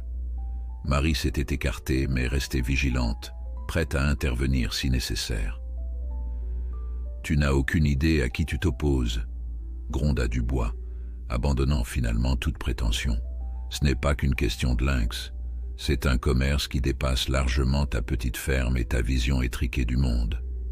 Éclaire-moi donc, provoqua Jean cherchant à le faire parler davantage. Dubois eut un rire méprisant. Ces bêtes valent une fortune pour les bons acheteurs. Des collectionneurs privés du monde entier paieraient le prix fort pour un spécimen vivant, surtout un jeune qu'on peut dresser. C'est un marché lucratif, parfaitement organisé, et bien au-delà de ce que tu peux comprendre. Et ta position au conseil municipal, elle sert à quoi dans tout ça? À couvrir tes activités? Elle me donne accès aux informations avant tout le monde, admit Dubois avec une arrogance déconcertante. Je sais quand les patrouilles de l'OFB sont programmées, quelles zones sont surveillées. Je connais les plans de conservation avant qu'ils ne soient rendus publics. C'est un avantage substantiel. Jean était stupéfait par cette confession à peine voilée. Soit Dubois était incroyablement sûr de lui, soit il n'avait pas l'intention de laisser Jean répéter ces informations à quiconque. « Et maintenant ?» demanda Jean, gagnant du temps tout en se déplaçant subtilement vers le tiroir où il gardait un vieux pistolet d'alarme, pas une arme létale, mais suffisamment intimidante. « Maintenant tu vas me montrer ce lynx », exigea Dubois en faisant un pas menaçant vers lui. « Et ensuite, nous discuterons de ton silence. » Jean allait répliquer quand un bruit sourd retentit à l'extérieur, suivi d'un cri qui n'était ni tout à fait humain ni tout à fait animal. Tous trois se figèrent, tendant l'oreille. « La grange », murmura Marie, échangeant un regard alarmé avec Jean. Profitant de la distraction, Dubois se précipita vers la porte arrière, la franchissant avant que Jean ne puisse l'intercepter. Le fermier se lança immédiatement à sa poursuite, criant à Marie d'appeler Élodie. Dehors, le crépuscule avait cédé la place à une nuit claire, illuminée par une lune presque pleine qui baignait la ferme d'une lueur argentée. Jean aperçut Dubois qui courait vers la grange, une silhouette massive se déplaçant avec une rapidité surprenante pour son âge. « Arrête !» hurla Jean, sprintant pour le rattraper. Mais un autre mouvement attira son attention. Paul, émergeant de l'ombre d'un noyer, tentait d'intercepter Dubois par le flanc.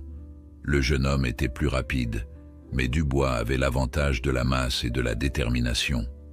Lorsque Paul tenta de le plaquer, le conseiller municipal le repoussa violemment, l'envoyant rouler dans la poussière d'un coup de coude vicieux. Jean redoubla d'efforts, ignorant la douleur dans ses genoux vieillissants. Alors qu'il n'était plus qu'à quelques mètres, Dubois atteignit la porte de la grange et l'ouvrit brutalement. Ce qui se produisit ensuite sembla se dérouler au ralenti. Une forme élancée jaillit de l'obscurité de la grange, percutant Dubois avec la force d'une flèche vivante. L'homme s'écroula en arrière avec un cri de surprise et de douleur, tandis que la femelle lynx atterrissait gracieusement à quelques pas, son pelage tacheté luisant sous la lumière lunaire. Jean s'arrêta net, stupéfait par l'apparition. La mère de Félix se tenait là, magnifique et terrifiante, ses yeux dorés brillant d'une intelligence sauvage et d'une fureur protectrice. Elle était plus grande qu'il ne l'avait imaginé, ses muscles puissants visibles sous son pelage, ses oreilles pointues dressées en alerte maximale. Dubois, à demi sonné par sa chute, tentait maladroitement de se redresser. Son visage reflétait une peur viscérale face au prédateur qui se tenait à quelques mètres de lui. « Ne bouge pas », ordonna Jean d'une voix basse mais ferme. « Elle n'attaquera pas si tu ne représentes pas une menace. » La femelle lynx n'accorda qu'un bref regard à Jean, toute son attention focalisée sur Dubois, qu'elle percevait clairement comme un danger pour son petit. Un grondement sourd montait de sa gorge, promesse de violence imminente si l'homme faisait un geste malheureux. Paul avait rejoint son père, se tenant légèrement en retrait, conscient de la délicatesse de la situation. « Félix est toujours dans son enclos », chuchota-t-il. Elle a dû sentir sa présence. Comme pour confirmer ses paroles, un miaulement aigu s'éleva de l'intérieur de la grange. Félix avait perçu la présence de sa mère et l'appelait avec une urgence déchirante. La femelle lynx tressaillit en entendant ce cri, son corps entier se tendant vers la source du son. Mais son instinct de survie la maintenait en position défensive face à Dubois, qu'elle ne pouvait se permettre d'ignorer. « Qu'est-ce qu'on fait ?» murmura Paul. Jean évaluait frénétiquement leurs options. Dubois était coincé, mais toujours potentiellement dangereux. La mère lynx ne laisserait personne s'approcher de la grange tant que la menace ne serait pas écartée. Et Félix, de l'autre côté, appelait désespérément. La situation semblait dans une impasse quand des phares illuminèrent soudain la cour de la ferme. 2 véhicules de l'OFB s'arrêtèrent dans un crissement de pneus et Élodie en descendit rapidement, suivie de ses agents. « Personne ne bouge », ordonna-t-elle, évaluant instantanément la scène surréaliste qui se déroulait devant elle. La lieutenante s'approcha prudemment, son regard alternant entre Dubois au sol et la femelle lynx en position d'attaque. « Monsieur Dubois, » dit-elle avec une froideur professionnelle, « vous êtes en état d'arrestation pour braconnage d'espèces protégées, trafic d'animaux sauvages et corruption active. » Dubois lâcha un rire amer. « Vous n'avez aucune preuve. »« Au contraire, » répliqua Élodie. « Vos complices ont été appréhendés dans la clairière. Ils se sont montrés très coopératifs quand nous leur avons expliqué les peines encourues. » Le visage de Dubois se décomposa, comprenant que son réseau s'effondrait. Mais il restait un homme dangereux, acculé et désespéré. « Et maintenant quoi ?» cracha-t-il. « Vous pensez pouvoir m'arrêter avec ce fauve qui menace de me déchiqueter ?» Jean fit un pas en avant, captant l'attention de la femelle lynx. « Laissez-moi gérer cela, » dit-il doucement à Élodie. « Je connais ces animaux. Je peux créer une diversion pour que vous puissiez l'approcher en sécurité. » Élodie hésita, puis acquiesça discrètement. La situation était sans précédent et l'expertise de Jean avec les lynx était leur meilleur atout. « Paul, » murmura Jean sans quitter la femelle des yeux, « va doucement vers l'arrière de la grange et libère Félix de son enclos. Fais-le avec d'infinies précautions. » Son fils s'éloigna lentement, disparaissant dans l'obscurité, tandis que Jean maintenait un contact visuel respectueux avec la mère lynx. Laurent, qui venait d'arriver à son tour, rejoignit discrètement Paul pour l'assister dans cette délicate opération. Les minutes qui suivirent semblèrent s'étirer indéfiniment. Personne ne bougeait, comme si le temps lui-même retenait son souffle. Puis, un petit bruit attira l'attention de tous. À l'entrée arrière de la grange, Paul avait ouvert la porte. Et dans l'encadrement, minuscule silhouette hésitante, se tenait Félix. Le temps sembla se suspendre. Félix, hésitant sur le seuil de la grange, balançait son petit corps d'avant en arrière, partagé entre l'appel de sa nature sauvage et la sécurité du refuge qu'il avait connu ces derniers jours.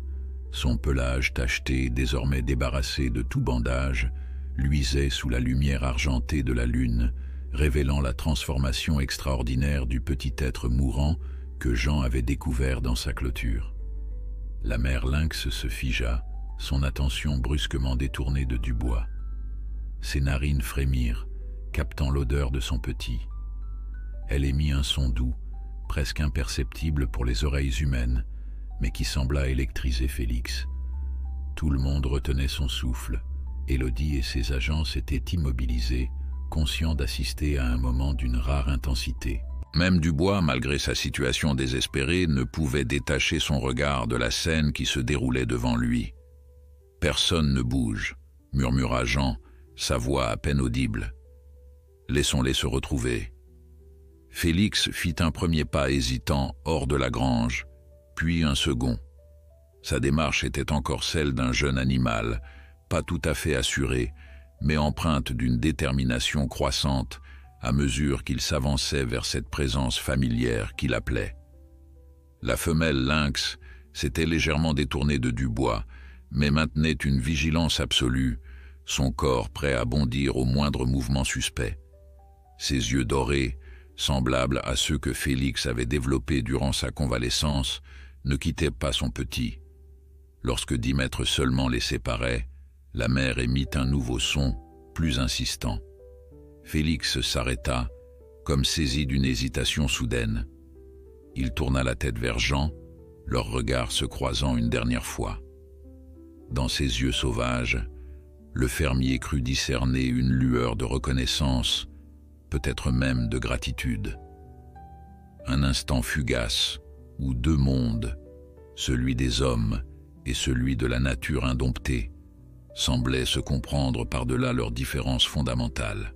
« Va », murmura Jean, la gorge nouée par une émotion qu'il n'avait pas anticipée.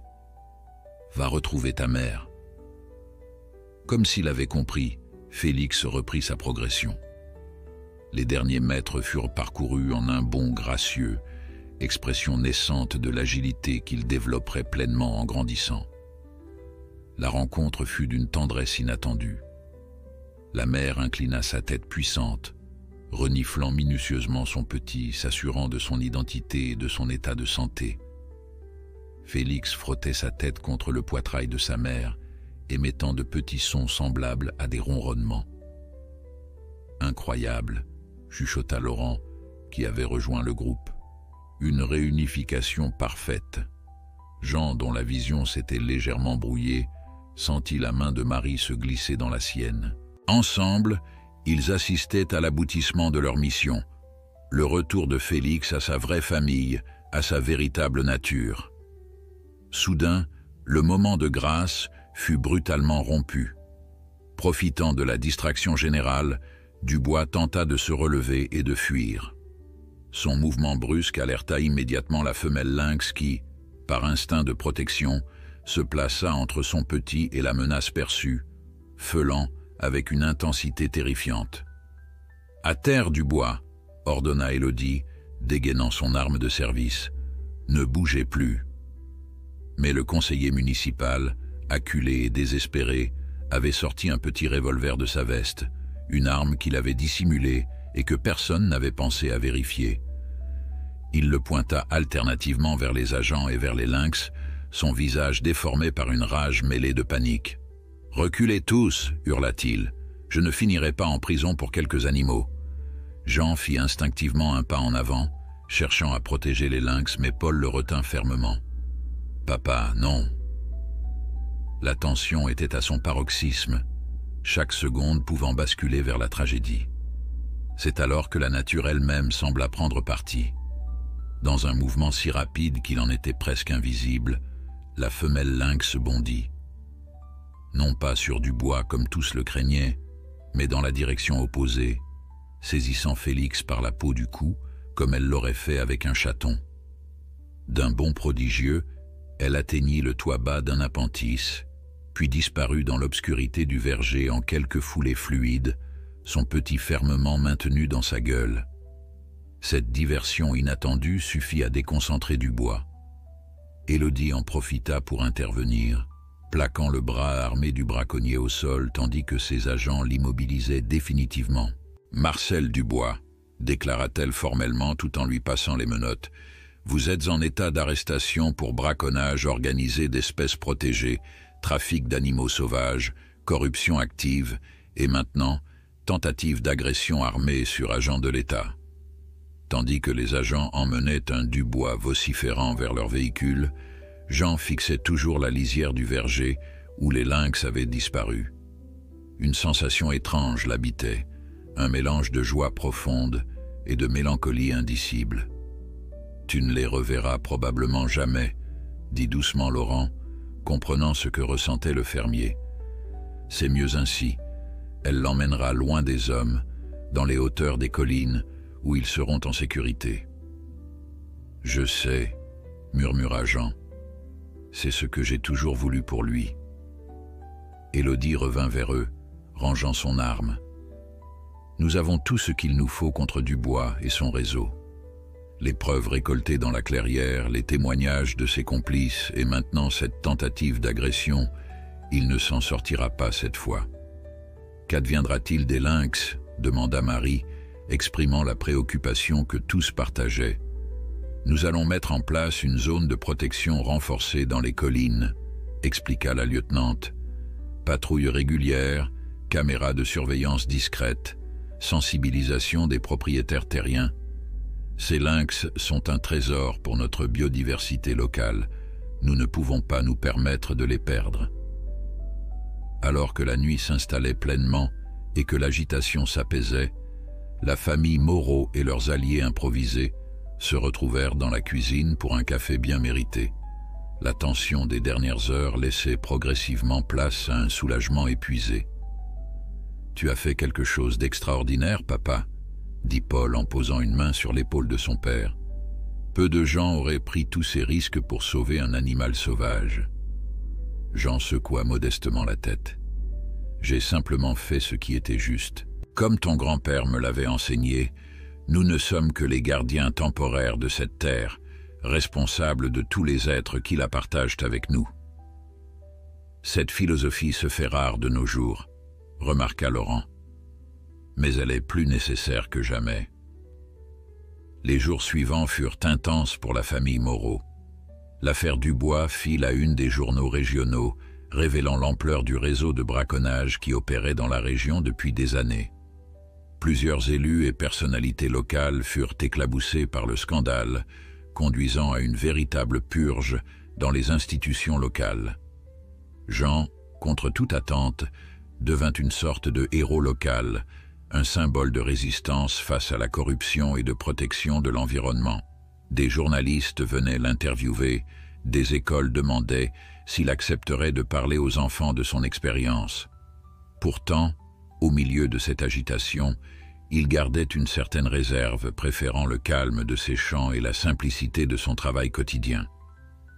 Un mois après ces événements, par une aube brumeuse de printemps, Jean travaillait seul près de la lisière du bois, où tout avait commencé. Il avait remplacé la clôture barbelée par une barrière plus respectueuse de la faune sauvage, un petit geste symbolique, mais significatif. C'est alors qu'un mouvement dans les fourrés attira son attention. Il se figea, scrutant les ombres mouvantes entre les arbres. Là, à la frontière exacte entre son monde cultivé et la nature sauvage, se tenait une silhouette élancée qu'il reconnut immédiatement. La femelle lynx l'observait calmement, sans crainte ni agressivité, simplement présente. Et à ses côtés, plus grand et plus fort qu'il ne l'avait vu la dernière fois, se tenait Félix. Le jeune lynx avait visiblement prospéré aux côtés de sa mère. Son pelage brillait de santé, ses muscles s'étaient développés et son regard avait acquis l'assurance tranquille des prédateurs nés. Seule une légère cicatrice sur son flanc droit rappelait l'épreuve qu'il avait traversée. Pendant un long moment, aucun des trois ne bougea. Jean n'osait même pas respirer, craignant de rompre cet instant magique. Puis, comme pour lui offrir un dernier salut, Félix inclina légèrement la tête avant de se détourner et de suivre sa mère qui s'éloignait déjà entre les arbres. « Merci », murmura Jean dans le silence du matin, sachant qu'il ne pouvait l'entendre mais ressentant le besoin d'exprimer sa gratitude pour ce dernier cadeau. Tandis qu'il reprenait son travail, le cœur étrangement léger, Jean comprit que certaines rencontres, aussi brèves soient-elles, pouvaient laisser une empreinte indélébile. Félix avait changé quelque chose en lui, ravivant une passion et un engagement qui continueraient de guider ses actions. Les lynx disparurent dans les profondeurs de la forêt, retournant au monde sauvage qui était le leur, et Jean Moreau, simple fermier devenu défenseur improbable d'une espèce menacée, reprit sa place dans l'ordre des choses, un gardien modeste mais déterminé de l'équilibre fragile entre l'homme et la nature.